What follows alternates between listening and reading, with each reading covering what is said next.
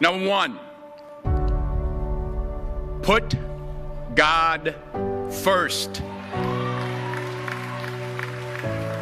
Put God first in everything you do. Everything that you think you see in me, everything that I've accomplished, everything that you think I have, and I have a few things, everything that I have is by the grace of God. Understand that. It's a gift. 40 years ago, March 27th, 1975, it was 40 years ago, just this past March, I was flunking out of college. I had a 1.7 grade point average. I hope none of you can relate. I had a 1.7 grade point average.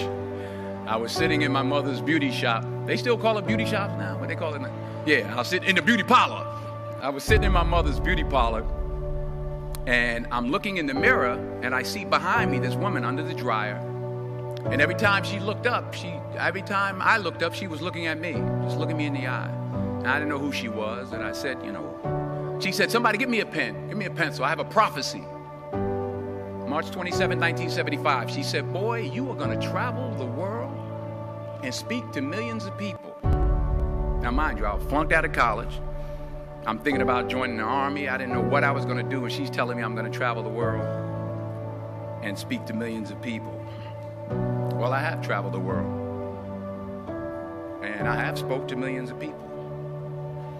But that's not the most important thing, the success that I had. The most important thing is that what she taught me and what she told me that day has stayed with me since.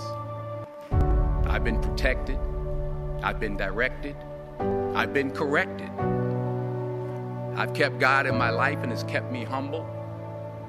I didn't always stick with him, but he always stuck with me. So stick with him in everything you do. If you think you want to do what you think I've done, then do what I've done and stick with God. Number two, fail big. That's right. Fail big. Today's the beginning of the rest of your life, and it can be very frightening. It's a new world out there. It's a mean world out there, and you only live once. So do what you feel passionate about. Take chances professionally. Don't be afraid to fail. There's an old IQ test, was 9 dots, and you had to draw 5 lines with a pencil within these 9 dots without lifting the pencil. The only way to do it was to go outside the box. So don't be afraid to go outside the box. Don't be afraid to think outside the box. Don't be afraid to fail big, to dream big. But remember, dreams without goals are just dreams, and they ultimately fuel disappointment. So have dreams, but have goals. Life goals, yearly goals, monthly goals, daily goals. I try to give myself a goal every day. Sometimes it's just to not curse somebody out. Simple goals, but have goals. And understand that to achieve these goals, you must apply discipline and consistency. In order to achieve your goals, you must apply discipline, which you've already done, and consistency every day, not just on Tuesday and miss a few days. You have to work at it every day. You have to plan every day. You've heard the saying, we don't plan to fail, we fail to plan. Hard work works. Working really hard is what successful people do. And in this text, tweet, twerk world that you've grown up in, remember, just because you're doing a lot more doesn't mean you're getting a lot more done. Remember that. Just because you're doing a lot more doesn't mean you're getting a lot more done. Don't confuse movement with progress. My mother told me, she said, yeah, because you can run in place all the time and never get anywhere. So continue to strive, continue to have goals, continue to progress. Number 3, you'll never see a U-Haul behind a hearse. I'll say it again.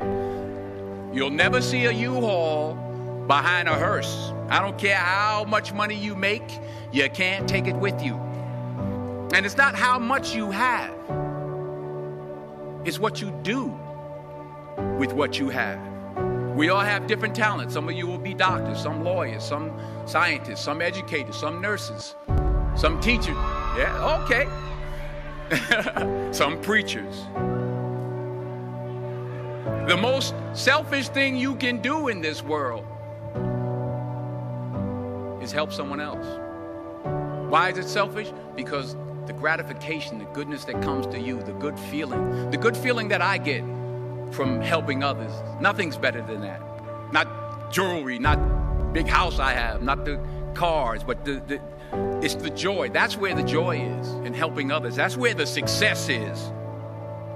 Finally, I pray that you put your slippers way under the bed tonight, so that when you wake up in the morning, you have to get on your knees to reach them. And while you're down there, say thank you for grace. Thank you for mercy. Thank you for understanding. Thank you for wisdom. Thank you for parents. Thank you for love. Thank you for kindness. Thank you for humility. Thank you for peace. Thank you for prosperity. Say thank you in advance for what's already yours. That's how I live my life. That's why I am, one of the reasons why I am today.